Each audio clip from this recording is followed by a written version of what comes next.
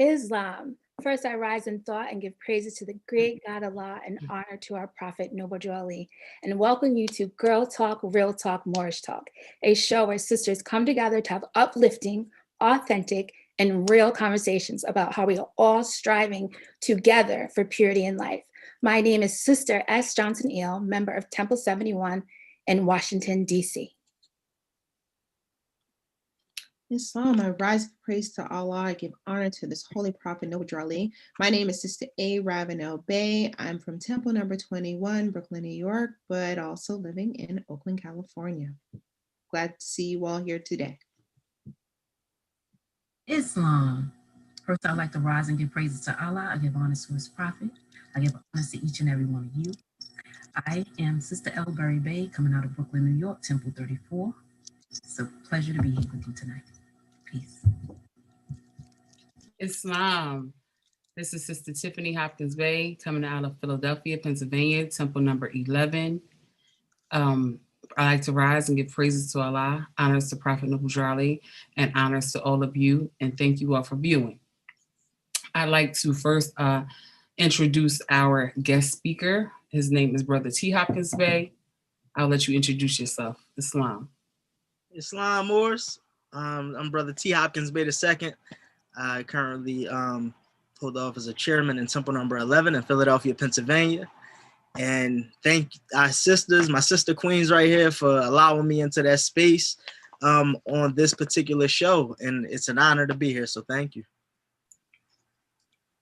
Islam. So praise Allah. I believe it was said that the title of the show is Inspiring the Youth. So today we have some great conversation and some questions that we're going to bring forward so that all of us can kind of weigh in. I'm going to start with our first question. It is, what is the importance of the youth being a part of the Moorish Science Temple of America? And I'll give honors to Brother T. Hopkins Bay II first. Islam Moors. Praise Allah. That's one of those things that we really don't think about often. But I have the experience of growing up in the temple, so the Prophet Noble Drew Ali and these particular lessons that he has brought back to us, these lessons of the first physical man, I do not see myself surviving without these particular lessons. It was in the temple where I would hear, I heard it spoken about love. I heard it spoken about, purity paving the way for love. I was able to sit around elders and to hear their experience. I was able to see people get excited about something that wasn't doing harm to somebody else. So those things shaped me, it molded me, and I knew that my life had a purpose. So in seeking purpose in life is absolutely necessary that our children understand the importance of them being in the Moorish Science Temple of America, and how this is an opportunity for them to not only save themselves, but to be an example for their peers, as well as for their family members that may not be in the temple. So it's very important. Islam. I was thinking just being able to be connected to a source that never changes is so important for our youth, because in this world, you just think of all the things that are constantly happening and changing, that it's good to have something that never changes, that you can rely on and that you can always find the truth in. It brings me to in the Moorish lit, when it talks about the voice of the prophet, and it says, if you have race pride and love your race, join the Moorish Science Temple of America and become a part of this divine movement. Then you will have power to redeem your race, because you will know who you are. That's one of the key things, to allow them to know who they are and know who your forefathers were. Because where there is unity, there is strength. Together we stand, divided we fall. I also think in society, it's very rare that they talk about unity, the unity of our people. And I think in the Moorish Science Temple of America, when you are a youth, you understand the importance of unity and the strength that is in that, to stay together and work together. Islam. I think about page 3, where it says, dear mothers, teach these lessons to your little ones that they may learn to love instead of hate their fathers. By these lessons, you can set your house in order and your children will learn to love instead of hate. When our youth have a sense of belonging, as what everyone was pretty much speaking here, they feel a part of, they feel important, they feel secured in something that helps build up their character, and the object of this great program is to teach us, our people, to be better citizens, better children, better wives, better husband. So this great program will get your life in order. And so what more can we ask for that a divine prophet was sent to us, especially to show us, look, you belong to something. You have a fig tree that you can worship under, and praise Allah for that. So I think it's important that they have a sense of belonging. I agree as well. I mean, I immediately think of, when I hear that question, in chapter 23, Holy Instructions for Thy Children, verse 5, so shall he rise like a cedar on the mountains. His head shall be seen above the trees of the forest. Mm-hmm. And when you think about a tree, a cedar that's just beautifully above, the gift of a young Muslim that has the opportunity to grow into the temple, they have a blessing. It's a blessing to be able to be so deepeningly, entrenched in knowing not just who you are, what you come from, what you have, and to remember that you're supposed to be a useful part of the community. And so to that second part, there's like so many angles. It's like, why is it important to that youth? Because they have the foundations to do whatever comes at them, because they get in the truth being here. But then there's the part of the fact that they're part of this Moorish nation and they can do so much more for us and for the world.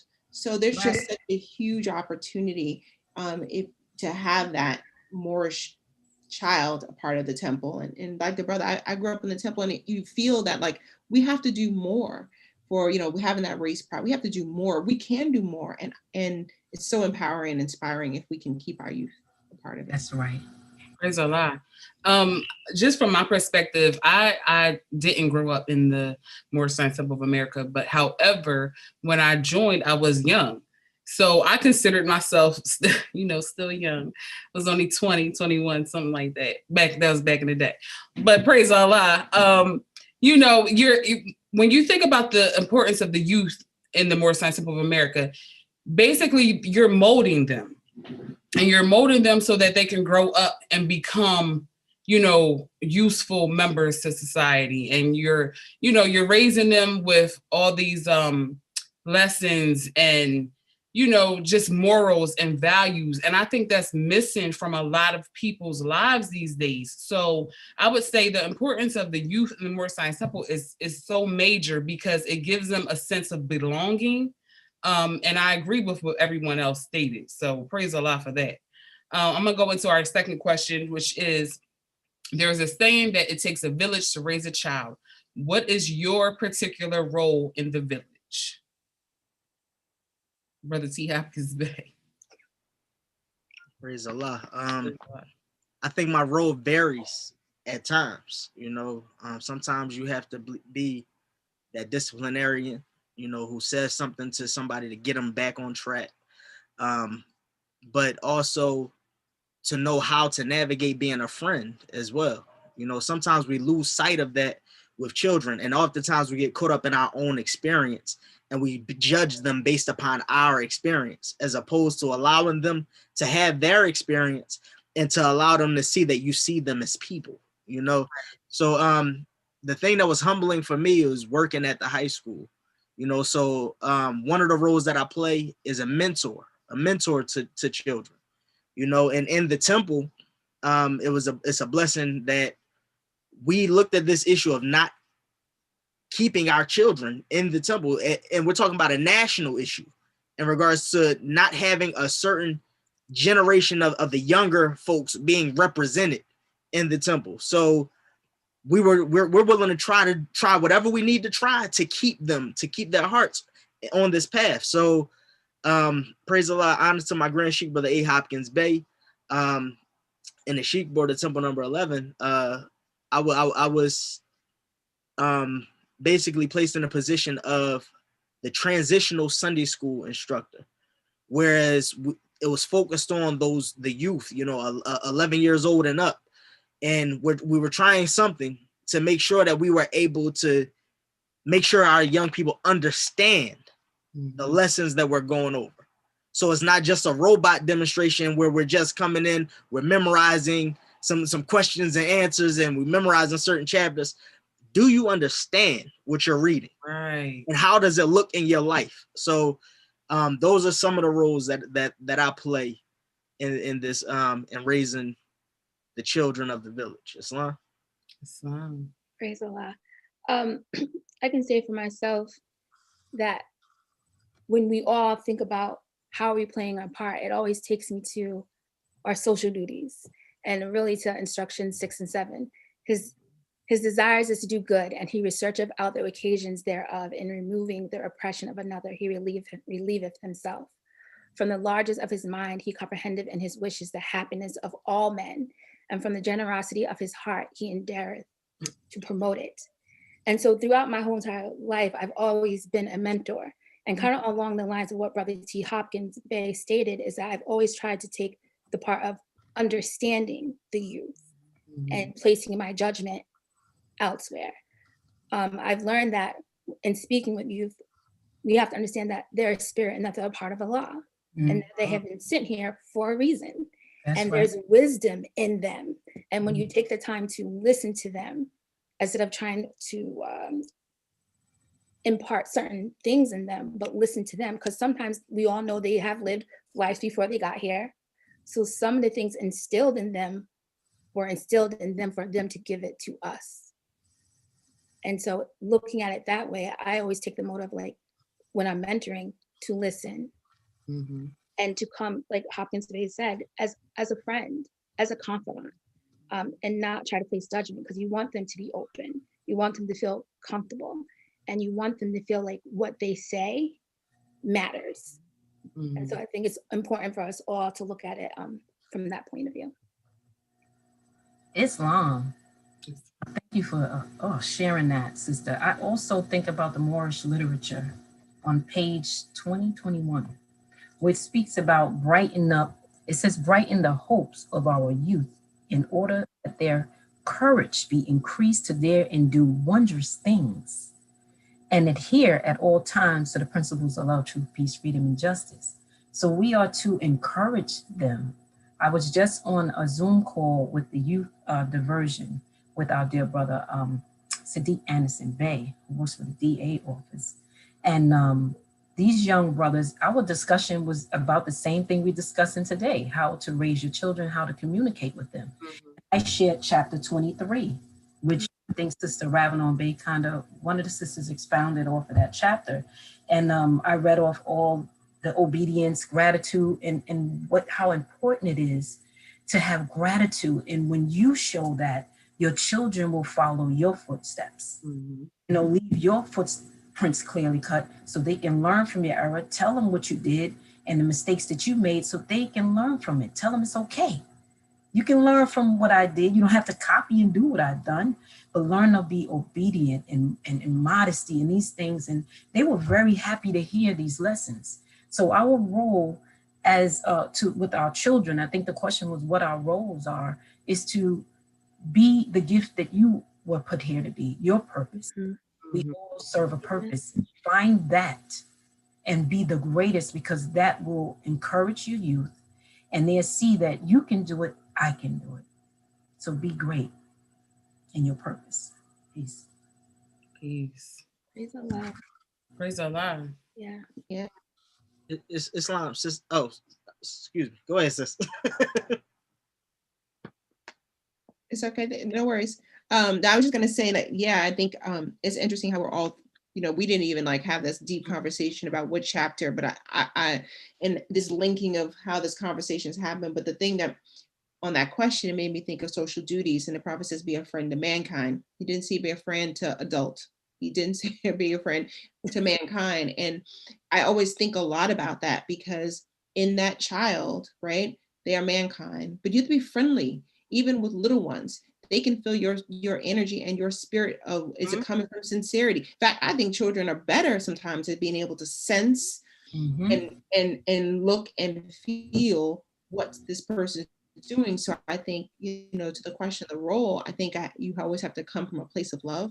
And my role has always been, you know, definitely the mom, of course, the auntie, the sister friend, but I want to make sure that they feel a place of like love and acceptance, because I think that's the hardest thing. I think as a child, everybody at the end of the day wants to be loved at some level, and they want to be accepted no matter what's happening. So if there's somebody got in trouble, if a child got in trouble, I'm thinking of who comes to you, you know, they want to know that they're still going to be okay. And so that's part of the role that I play in as part of the village. And then also, you know, I want to give honors to the Young People's Moorish National League, the national organization. I'm the treasurer, but I've been a part of that organization. And I think this is a question about how do we be a better role for youth within the temple. And it's a question we all have, and how do we do a better job with that? So many roles, but I think there's always more for us to do. Brother C. Hawkins Bay, you had something else to say? No, I was just inspired by all that was being said. Y'all got a certain amount of energy up here, so no, you keep it rolling. It's long. Okay, praise the Lord. From my perspective, I feel like the role that I particularly play is many. You know, we wear many different turbans in this movement as sisters, and so I would just like to say the children of Temple Number 11. They inspire me, the children of the nation, period. But particularly when I come into my holy day meetings or my Sunday school, and I have other people's children run up to me and hug me, and they're like, I like your outfit, I like your jewelry. That is so inspiring because they're so little, and it's like you don't even realize the impact that you are making on someone else's child. Now I know for my own, you know, I'm very pounding in that hammer. Because, you know, as parents, we sometimes feel like we got to tell them 1,000 times the same thing over and over again. So, yes, I do that. But, you know, just the children, and I do it with other people's children too, because, you know, we have to remember that we're a nation. This is nation building. So my children are your children and your children are my children. And we love our children. So therefore, we want the best for them. So, you know, at times I may see a child doing something that, you know, they maybe shouldn't do. And I say, come on now, you know, you're not supposed to do that. But I do it in love. That's so right. We have to make sure that we are what that particular child may need at that particular time. Because you may see a child crying or upset and they might just need a hug. They might have been disciplined or whatever the case may be. They might just need a hug. You might see somebody who's angry or stressed out, and you might just want to talk to them and say, well, what's going on? Is there any way I can help you? What can I do for you? But I would say we play many different roles in that village, and we can't be afraid to be a part of that village. See, one of the things that concerns me is when some of those parents is like, oh no, don't say nothing to my child.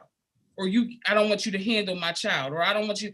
We can't be that way in this movement, because we are all trying our best to live according to the lessons and bring our children up with that nation pride. So when you know that your brothers and sisters are trying to do their best, sometimes, and as adults, we may not say things in the best way. So I can understand somebody pulling my coattail and being like, maybe that really wasn't the best way to say it to that particular child. And we got to look at ourselves, because they are a part of mankind. They are humans, period, whether they're a child or whatever the case may be. So we have to be conscious of that, but we also have to my thing is I give everybody else's child the same love and attention and what I got to say to them, the same way I would do my own. And that's just how I am all across the board. And it's so deep because I have people who are not Moorish Americans at times asking me to watch their children. And I'm like, praise Allah, y'all must think because I have 4, I just love children. I do love children, but I don't always want to, babysit. But praise Allah, the fact that children want to be around me and their parents want me to, take care of them or watch over them, that's a blessing. And that says that my role is important. That's a trust. It's extremely important in this village. Mm-hmm. So I think that's something that we definitely have to take serious. So Yes, praise the Lord. sister, we are the children of one father. That's right. His care and the breast of one mother have given ye son. Praise Allah. Family. We have to embody that chapter 25. It's not just for us, it's for all Asiatics. That's right. Right. When a child, when you said that about another parent asking to babysit, I had just had this week a good friend of mine, not in the temple, but her son, she's teaching him how to drive, and it's nervous, right? He's a teenager. Mm-hmm. I don't have a teenager yet. I don't have to go there yet. But she was like, he asked if you can teach him. And I was like, lots of thoughts came through my mind, right? But I took that as such an honor, right? Yes. Because I was, and then I, we did the little session and I took him on the freeway and we were okay. But his mom said, he knew that whatever you were going to say, you were going to be calm with him. And I took a step back, particularly because it was this week before our show. And I thought about that question of our role. And again, it's how we make people feel, how we make children feel. Because that was a compliment that I was like, wow, I didn't even know that I would come in his mind. So we always have to be careful. We have a responsibility as an adult, particularly with other people's children, of treating them with that love and kindness. Absolutely. It's a responsibility. Right. I would just like to give high honors to my son, Ramadan Hopkins Bay, because last Friday, it was so deep. I don't know how he came to write in his little, what he was going to say at our Holy Day meeting, but when he got up and spoke about being grateful that his siblings wake up the next morning and his family members wake up the next morning, and, temple members, all those who he is around and connected to, I was like, oh, he was listening to me. Because I remember specifically having that conversation with him, because my children, through a pandemic, being in a house together for a year kind of wears on you. So they arguing all the time. And I had to sit them all down one day and I said, listen, let's not argue so much and bicker so much. Let's be grateful that we all woke up this morning. That's right. And every day that you wake up is a new opportunity for you to do something right that day. Right. So you need to work on that. And then when he brought it to Holy Day, I was like, well, he's listening. Praise Allah. Praise Allah. I got a question here that just came up. I want to make sure we get it added, if it's okay. So thank you, Sister D. Adams Bay. The question is, when you find yourself in error when it comes to your child, do you have courage enough for truth to address it and apologize? Absolutely. Absolutely. Absolutely. You have to apologize, because I always remember a saying that your children or anyone, they will always remember how you made them feel. So I want them to always remember. I used to tell my sisters and them when they were coming up, young uncles and aunts, remember, these children are going to become adults one day. You're going to have to relive this moment as adults. They're going to say, I remember you being nice, or I remember you being mean, that mean aunt. So I always was able to school them about how to treat someone. So yes, you should correct it immediately. Even if it takes 24 hours, the next day will be fine. Correct it. Once again, this goes back to demonstrating humility. You have to be humble enough to do that. And sometimes we don't want to do that, if we're honest. Sometimes we look at them as, because of the way that we were brought up, or the way that our parents were brought up, it has been instilled in us to say, children are to be seen and not heard. Or I'm the Matilda effect. I'm bigger, you're smaller, I'm right, you're wrong, and there's nothing you can do about it.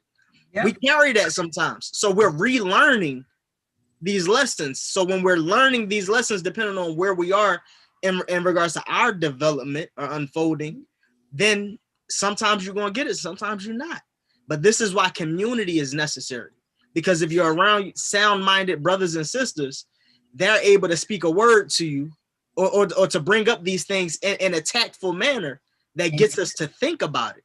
That's right. So and also with those children, not just on our children, but we got to think about our temple community, right? We got to think about our children in the temple, our children in our community. Yeah. Sometimes we can be very good to our own children, but be nasty to other people's children. And we have to start looking at it as a family, and think about the way in which you say something. Think about how you might have said something that embarrassed the child in front of everybody, and then think twice about what you said because you felt as though you were right in that moment.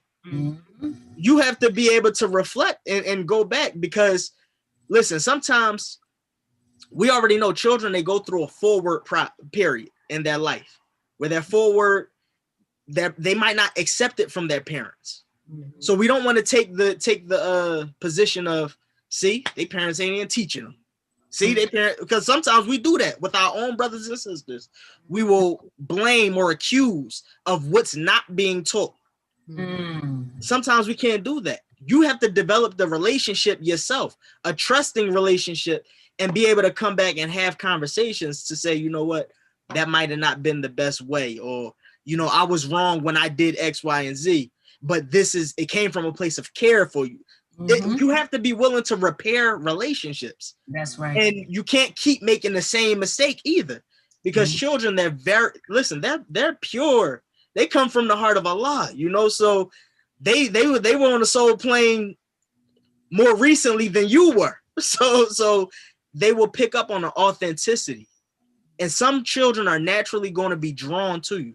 So don't disrespect or devalue those that Allah is sending to you. Islam, I have to add to that thought. My husband and I had a discussion the other day, and my 10-year-old corrected something, and we all looked, and he was like, respect his thought. He said he's just returning from Allah. So he's correcting us. And so I agree with that. We do have to respect the youth in such a way where they are people too. They have feelings, you know, they have feelings. Praise Allah. Praise Allah. And I would also just like to briefly say, you know, when you address a child or a younger person, remember that how you are addressing them could impact how they, you know, think of themselves and how they're growing up. You know, you may say something to a child or a younger person in a specific way, and it may cause them to be, you know, have feelings of insecurity or, you know, feelings of no self-worth. And we want to uplift and encourage our children. So we definitely have to be careful. And with that, you know, apologizing is sometimes necessary because, you know, we are truth and falsehood strangely mixed. So therefore, there are some things that we're going to get right, and there may be some things we're going to get wrong. So we have to be humble, as the brother said, and be able to apologize. I'm going to go into our next question, where it says, in our Quran, it speaks on who remember himself a boy. Can you share an experience of when you were young and had to learn some life lessons? You know, we speak, someone read about reciprocal helps earlier. We're so in sync. So praise Allah. I think about when I was about 14 or 15 years old, going to the laundry, and the laundromat where it was underground in my neighborhood. And there was this homeless woman there. She had to be no more than maybe 20, 21, 22 years old. And I would begin to bring her little sandwiches out of the house. I was sneaking it out of the house because we lived in it was a lot of us. So the food was counted for. But I used to sneak a sandwich and bring her a sandwich and some juice and water. After a while, my clothes started disappearing. And one day I decided to bring her home, wash her hair, and braid her hair. I felt like she was young. I never seen such a young person homeless before. I'm like, is she homeless? Is she sleeping in this laundromat? And my aunt said to me, you know, that's very dangerous. I like what you're doing, but it's dangerous. I'm like, but she's homeless. She's young. She's too young to be homeless. What's going on? I did not understand. And so that experience for me taught me to be more grateful, because I had times where I was always pouting my face, thinking that I didn't get what I wanted. You know, things didn't pan out the way my parents said it would do for me. And I would pout a lot. I was a crybaby. Like, it didn't work out. Why you didn't do that? I deserve this. But when I experienced that particular situation, that's when my gratitude sat in. That's when I began to realize the world is bigger than me getting my new leather coat or my gazelles or, the flyest jacket or sneakers or whatever was out, your Gloria Vanderbilt. I'm telling my age right now, I know. But gratitude, I learned a lesson of gratitude, appreciating what I had and not to frown so much because someone else is worse off than me, And I bring that back to Quran, social duties. I understood social duties, didn't know that's what it was, but it was reciprocal helps. I became her friend. And every time she see me, my friends used to be like, what you speaking to her? She's homeless, but she's my friend. She was clean. She was wearing things she looked clean now, straight out the laundromat. It was clean. So yes, gratitude was a lesson for me. Islam. I can say for myself, when I was younger, I used to have friends I would hang out with that would participate in things that I normally have never been exposed to. And so in my dealings of dealing with them, I was exposed to these things and I started to participate in certain things, not because my friends forced me, but it's just because I was in this environment and you start allowing the environment to condition you. Mm-hmm. And what I learned in that lesson is the importance of understanding that you have a voice, the importance of a youth understanding that they have a voice, not a voice that, me talking verbally and you can hear me, but the voice within, Allah.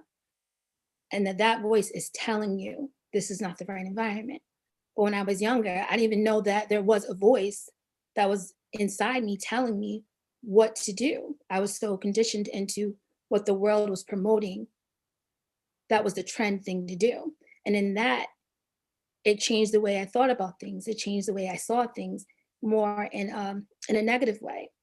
But as I grew stronger in my voice, which allows you to stand up for yourself on what is right, and as when I joined the Moorish Science Temple in America, and I started to understand, know thyself and thy Father God Allah, it allowed me to start building my strength in my voice.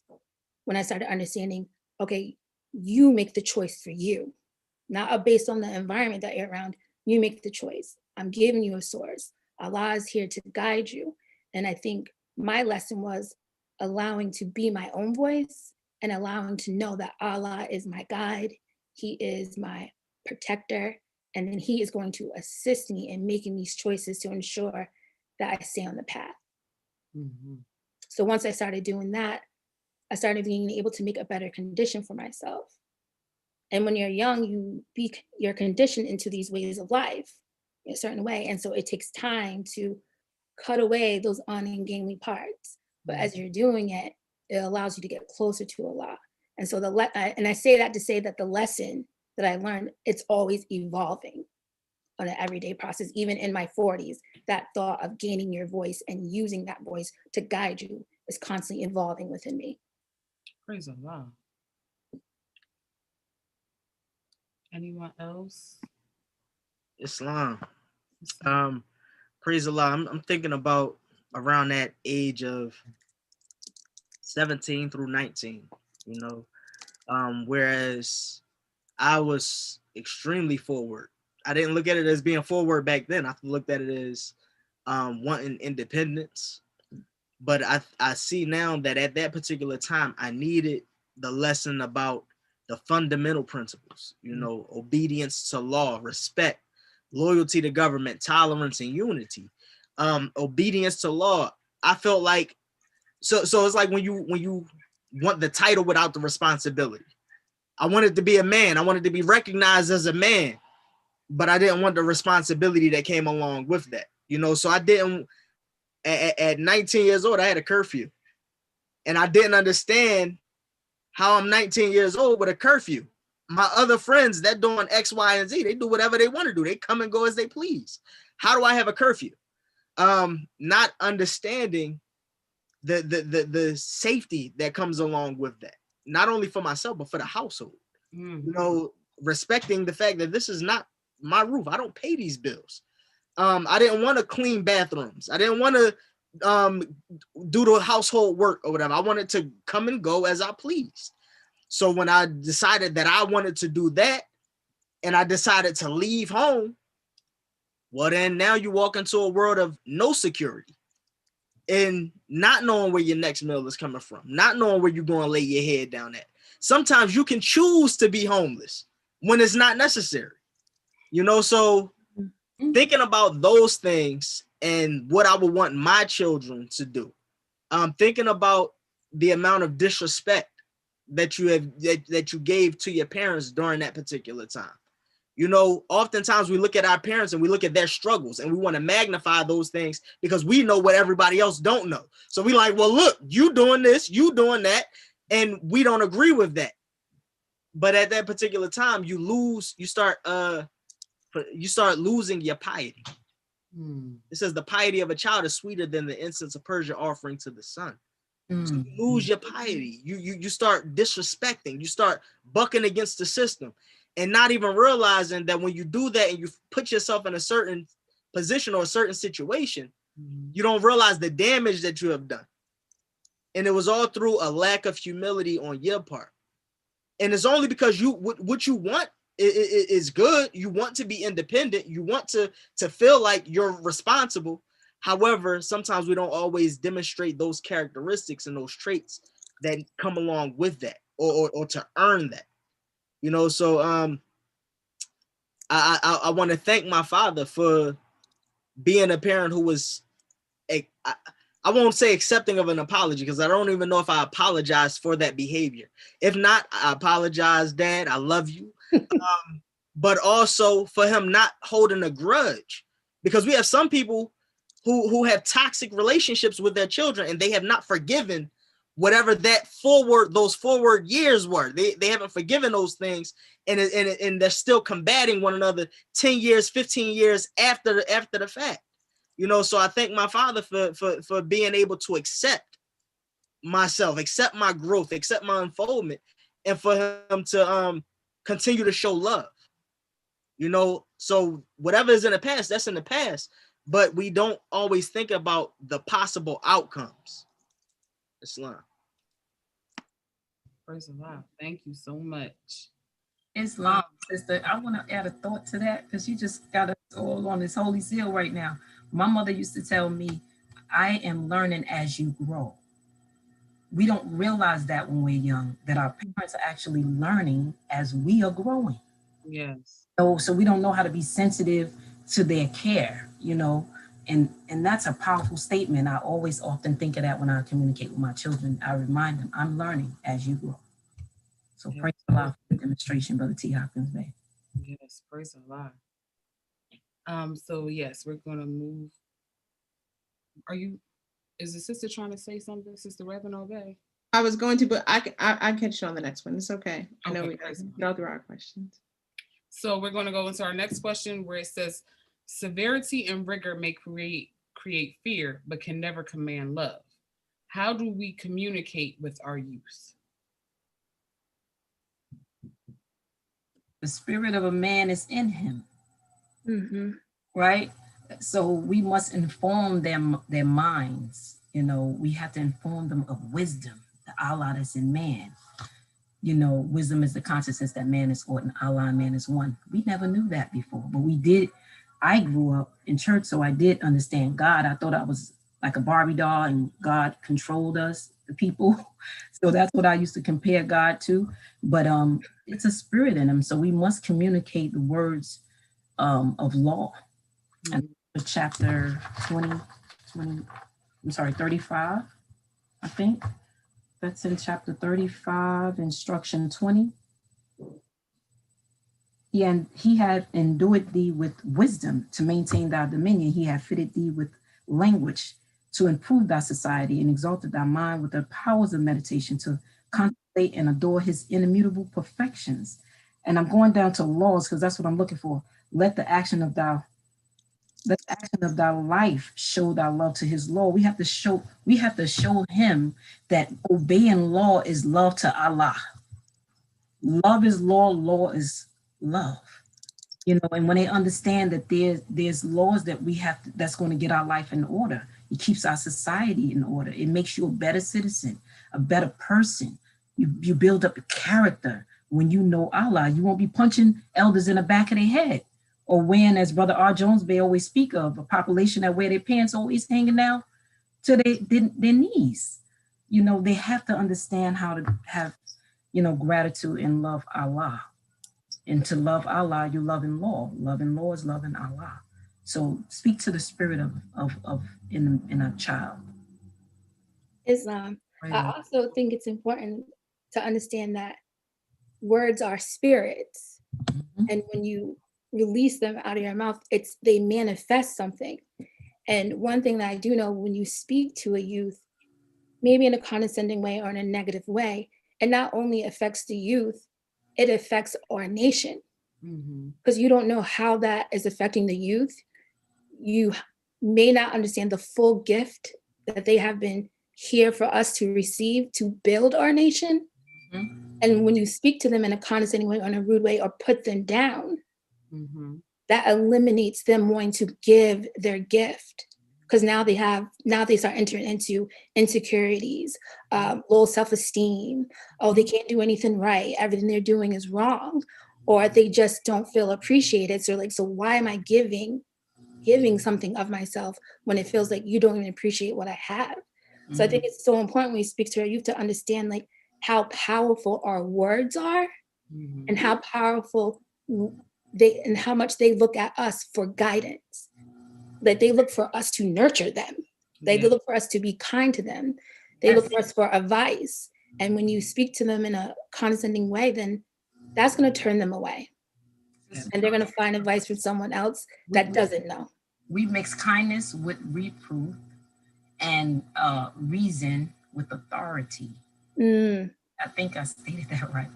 And when we understand that if we're kind to them, it's hard as a parent sometimes, as we all are speaking here, but being kind is okay. You can get a message across because it makes them feel now, I feel guilty. Mom brought it to me like that. You make them feel bad. I've heard my own children say like, Mom, why you gotta be so nice about it? Oh, that made you feel even worse, huh? So I'm gonna be kind all the time. You gotta try things out, but mix kindness with reproof. Can I just also add, it's not also what you say, it's how you say it. And it's also your energy. We have a saying in our house, be responsible for the energy you bring in this room. They can feel it when I'm on a mode. You don't have to say anything, right? When somebody comes in the room and they're having a rough day, it changes the ethers for everybody in the room. So, particularly like, dinner time is an important time for us to like all be together. But I'm like, you can't come in here with that bad energy too, because we want to promote a place of love and peace. And so to the question of how do we communicate, it's not just in the what, it's the how, and it's how I'm coming in the room. So I have to check myself. I'm like, okay, particularly if I'm rushing, they may be reading something different. It had nothing to do with them, but I also don't want them to feel a different way based off the energy that's coming off of something else. So I have to check myself sometimes. Okay, like, wait a minute, sit down for 1 minute, just sit down, reset before I have this conversation. I think the prophet says, wise words are uttered in due season. And so even when I'm about to, watch the bend of their inclination, set and right in this youth, I have to think, okay, how do I want to do this? Because I've learned as they're getting older and your child more, or any child, some things don't work the same way. I think the brother kind of said it, but sometimes something might happen in public, but you can't call them out in public. It's not even the action, it's the situation. And so, if something happens in public, it might be like a mental note to have it in a different environment, in a different place. But you gotta use discretion, not just for adults, but for children too. Yes, absolutely. Praise Allah. It's a blessing. I feel like, how we talk to our children, consider how you would talk to a stranger. Often oftentimes we are a lot more humble and pleasant to those that we don't know at times. And it's said that, you know, we treat the ones that are closest to us some type of way. And that does not exclude your children, you know? And so there are times when we may be going through things as adults, and we, you know, as the sister said, you might have to take a minute and get yourself in check and in order, because that vibration, they're going to feel it. They're going to pick up on that. I know, for instance, praise the Lord for my children, but the older two, when, like, for instance, when me and my husband come home from work, they get with the younger two and they're like, listen, let mom and dad rest for a moment. What is it that you need? You know, and I know that it's like they can pick up on, you know, we're tired. We've just been at work for however many hours. My husband and I were just talking about this earlier, how sometimes, you know, people don't take into account what the whole process in the job is. And we get that, and it's okay. We understand.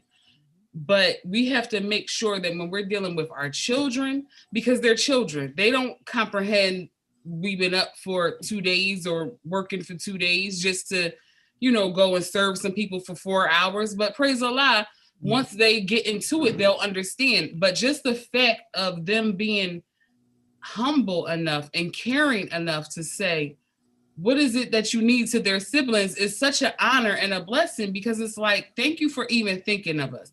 And I encourage our children to make sure that you think of someone else. And so when I'm telling them these things, I try to do it in the most calm way that I possibly can, because, you know, I try to communicate with them how I would want them to communicate with others.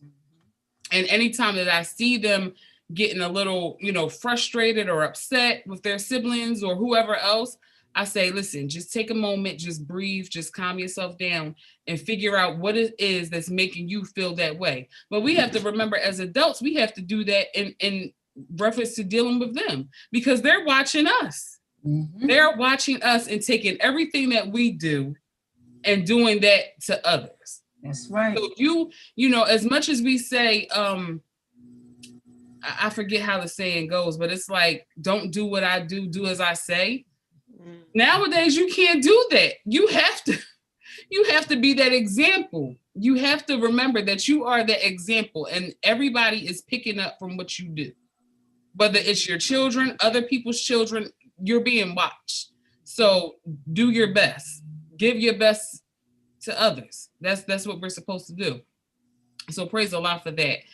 I'm going to go into our next question, which is, how important is it for our youth to have a spiritual foundation? I think we all going to say it's very important. Right? I mean, we might be a little biased, but I would definitely say that imagine, I mean, some of us just found out we have a relationship with Allah, that we can actually, like, imagine if a child can learn that concept and be able to start to have that relationship at an earlier age. How amazing of an experience when they're going through the forwardness of their youth to know that they have that, to be able to, when they get to be 20s and early 20s and dealing with all the lurings of the world, to be able to know that is so incredibly important. So I would say it is, it's just so important, you know, for our youth to have it and to nurture it, not just to tell them that they should have it, but to nurture it. And I think of a specific example, like, you know, I have to tell my children, like, sometimes sit down and talk to my youngest. He's like, but I don't know how. I said, well, you got time. We got time. We're going to help you where you start to feel that way, because I need you to know that you may not have me, you may not have all the support around you, but the one that you have is your Father God Allah. That's so right. You need to have that relationship with him now, because it is a beautiful thing when you realize that he's just setting you up for success. He wants to see you do well. So just letting them see that. Islam. You know, I often think about how the state that our nation is in. And I couldn't explain that to my children at one point in my life, right? And so I often remind them that we were in a state where we debased ourselves. So the prophet speaks about how to teach them science and his life will be useful, and teach them religion and his death shall be happy. Mhm. Understand? And we understand that religion means to bound back. You know, you're connecting back to your ancestors, your forefathers, as the prophet says it in chapter 47. He said, because they honored not their principles of their mothers and fathers and strayed after the gods of Europeans who they knew nothing. And so we have to unlearn the teachings so that they can understand that, listen, there is a God that watches everything you do. He knows your heart. He knows everything in your heart before you even do it. Mhm. They never knew that. So now you're going to be cautious on making your errors. You know, I do that with my son all the time. You snuck and played that game today. I didn't see you, but Allah saw you. You know, we do that often, but we don't want to spook them out with it. Let them understand that the breath that you breathe, that's holy breath. Mm-hmm. Allah and man. You are connected. He never leaves you. He's closer than your jugular vein. So understand that that's religion. That's science. Understanding who you are. That's what religion is. Connect with your ancestors. Connect with Allah. In the front of the chapter it said, know thyself in Allah. Mm-hmm. In bold letters, I believe, right? So we know how important it is because the prophet let us know. Prophet Noble Ali let us know that it's important to teach your children. He said we mostly suffer from social and economic, right? But in a profound sense, moral and spiritual. Moral and No, spiritual. I messed that up. The problems of life. The problems of life are largely social and economic. Right. But in a profound sense, they're moral and spiritual. Moral and spiritual. Moralities come from knowing Allah. Mm-hmm. We have a better youth, a better nation of people, generations, when they know their Father God, Allah, know who that is. Praise Allah. Praise Allah. So I'm going to go into our next question, which is what can we learn from our youth? And when answering this question, I would like us to also add in our closing remarks because we're getting close to the end of the show. So again, the question is, what can we learn from our youth? And add in your closing remarks. Islam. Brother T. Hafiz Bey. Islam. Praise Allah. It's so much that we can learn from our youth. One thing that we need to learn from our youth, some of us, we need to learn how to relax from our youth. You don't have to be a stick in the mud to walk this path, you know. Learn how to enjoy life. You know, that's one lesson or degree that they can give you. They can show you freedom. Mm-hmm. You know, freedom is very important. It's necessary, but it's certain things that we have to do in order to get to a certain station in life where we're able to demonstrate freedom. You know, what the sister was just quoting, where the prophet talks about not being able to have a genuine enjoyment of the spiritualities of life. That's if we're in a certain condition. So now we have to do some things, and we can only manifest certain things by way of our unity. We need one another to be able to come together to make sure that we're secure in life in order for us to have a genuine enjoyment of the spiritualities of life. You don't have to be so stickler. You don't have to be so, all right, well, you said it like this or that. It's not always about that. Praise Allah for the instructions, and it's a blessing to have it in our hands. Mm-hmm. However, what's your life like, Mo? That's what the children want to know. They don't want it. They don't want to hear it quoted to them in a certain way. They want to see, show me. That's right. Show me. Be the message that you bring. So that's something that we're all striving to do, and celebrate your wins, but also take the lessons from your losses as well. You know, so just let us try to be better together. Realize that we're a team, and those are my closing remarks. Realize that we're on the same team. We have the same goal We have the same mission at hand. And if we're dealing with how we going to uplift fallen humanity if we can't uplift our own children? Come on. That's You know, so praise Allah. Thank you, sisters, for allowing me to be here on your platform. I love you all, and may the care of Allah be continued to us all and our love to each other. Peace. praise Allah. It's long. It's long. All right. I'll give my closing remarks. It's a wonderful, wonderful feeling to be amongst my sisters. And Brother T. Hopkins Bey, thank you for your demonstration. What can we learn from the youth? I would say just be.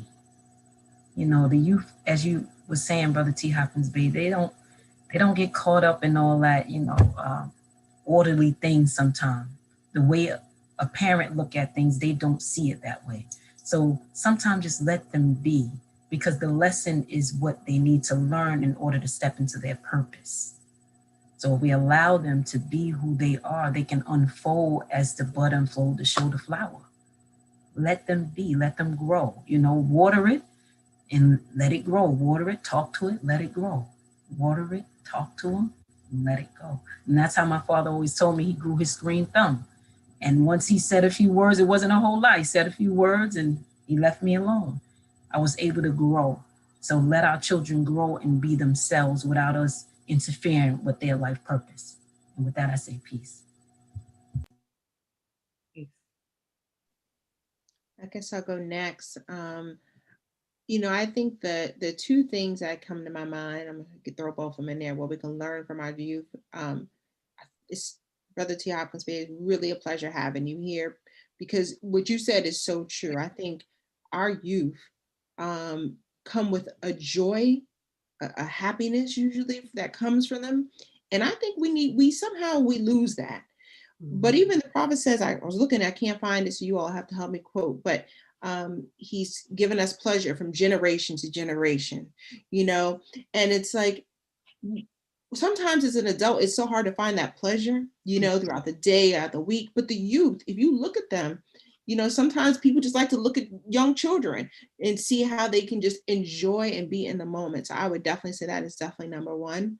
But the second I would say is just their ability, without the limitations of creativity, they have the ability to find things that bring them happiness and delight, and maybe the path that they decide to take.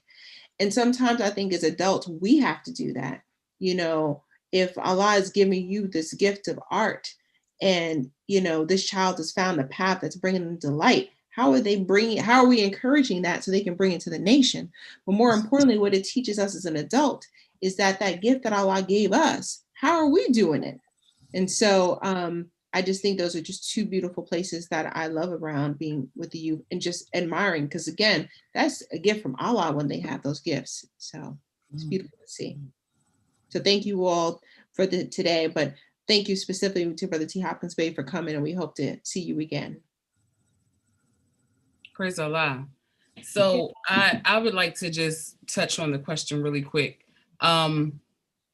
For me, what I can learn from the youth is, as it was said already, just having more fun, having more, time to just enjoy the moment. Reflection is the business of man. And so some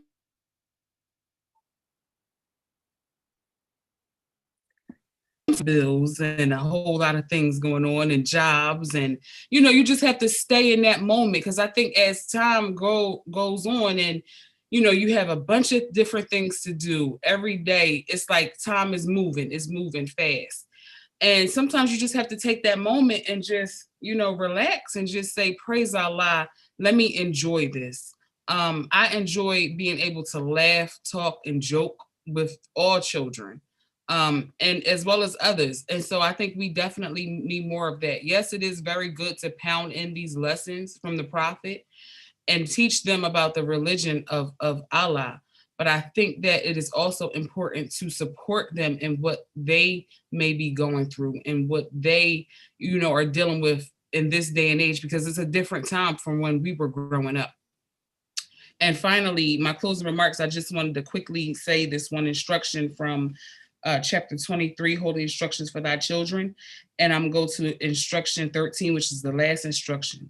Teach him science and his life shall be useful. Teach him religion and his death shall be happy. So with that, I say peace, Moors, and thank you, Brother T. Hopkins Bey, for joining us. We truly appreciate having you. Islam, sisters.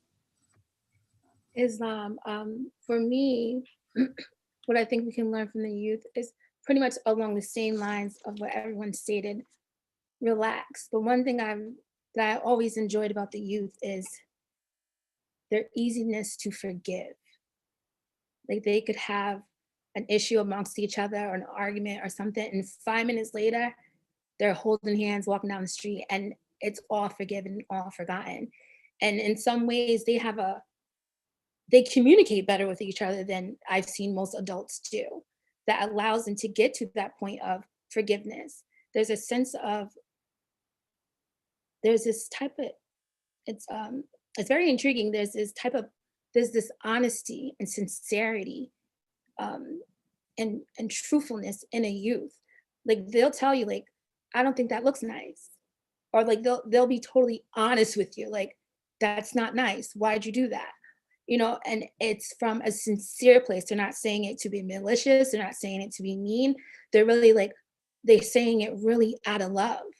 And so at times as we get older and going through certain ways of life, we forget that purity part, that innocent part, that forgiveness, because, you know, we put up walls. And so when you look at the children, that's one thing we can learn from them. They forgive quickly, they're honest in their words, they're truthful. And when they speak in sincerity and it's natural, like it naturally comes out of them. And so I think that's something that as adults, we all can look at as an example of something that we can learn from our youth. So I want to thank you all for joining us tonight, and much honor to you, Brother T. Hopkins Bey, for joining us. It definitely was appreciated to have you come and show and give us a brother perspective on how we can inspire our youth.